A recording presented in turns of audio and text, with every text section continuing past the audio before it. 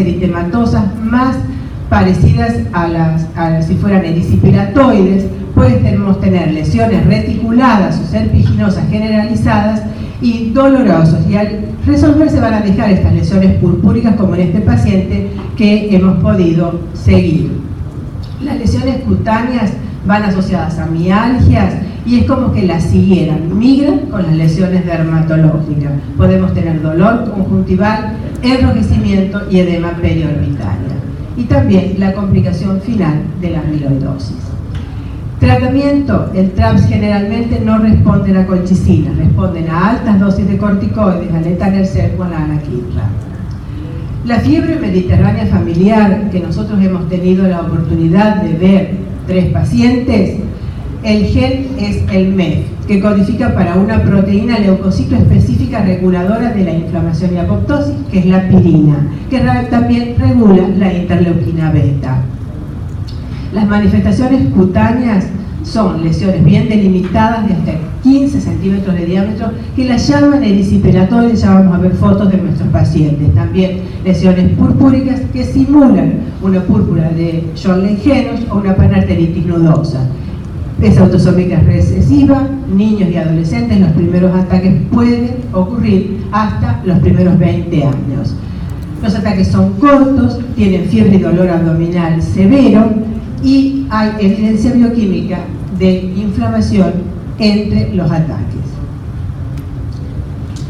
Este es nuestro paciente, que tenemos la posibilidad de seguir durante varios años, y hemos podido determinar la mutación en él, y ahora apareció su hermana Karen con las mismas manifestaciones a los 2 años de vida. Tenía diarreas sanguinolentas, dolores articulares, y es un chiquito que hemos podido detectar la mutación.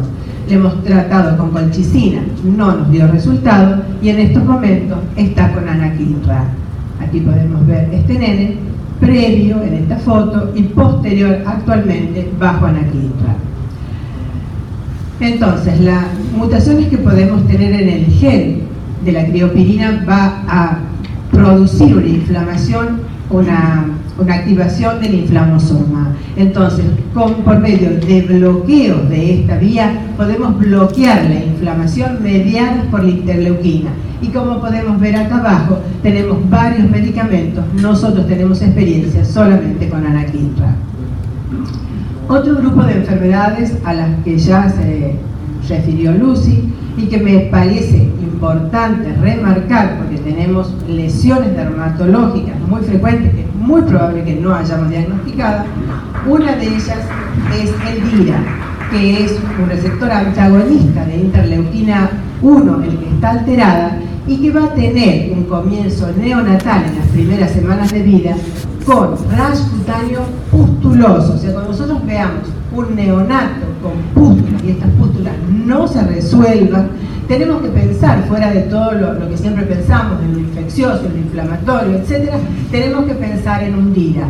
No presentan fiebre, el tratamiento también es con anakinra. Y aquí vamos a ver fotografías que por supuesto no son mías en este caso, con distintas pústulas, las lesiones unguiales que van a presentarse en estos pacientes, y la respuesta, en este caso, fantástica con anakinra.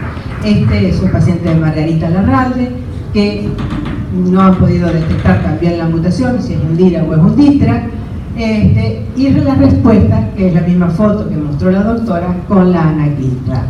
El DITRA es una mutación de otro receptor antagonista para interleuquina 36, y se caracterizan por psoriasis pustulosa generalizada de comienzo infantil. En toda psoriasis pustulosa del comienzo infantil, incluso en la acrodermatitis de Alopó, tenemos que pensar en estos pacientes. Tienen fiebre, mal estado general y marcadores inflamatorios elevados.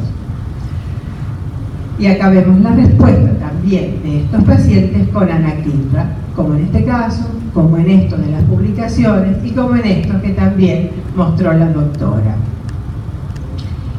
¿Cómo actuarían? Nosotros cuando tenemos, tanto en el DITRA como en el DITRA, falla, ¿no es cierto?, la inhibición que producen estos receptores antagonistas, se produce la respuesta de interleuquinas. y estos antagonistas del receptor, como serían la anakinra, producen nuevamente o vuelven a la normalidad por bloqueo a estos pacientes. Por último, quería hablarles de otras enfermedades autoinflamatorias que no las iban a tocar hoy, entonces la puse porque tuvimos la vivencia de un caso, que es aquellas asociadas al proteasoma, donde está el Candle, que después va a hablar la doctora Alperovich, el síndrome de Nakajo-Nishimuya, el síndrome japonés autoinflamatorio con lipodistrofia y la contractura atrofia muscular o lipodistrofia muscular inducida por paniculitis.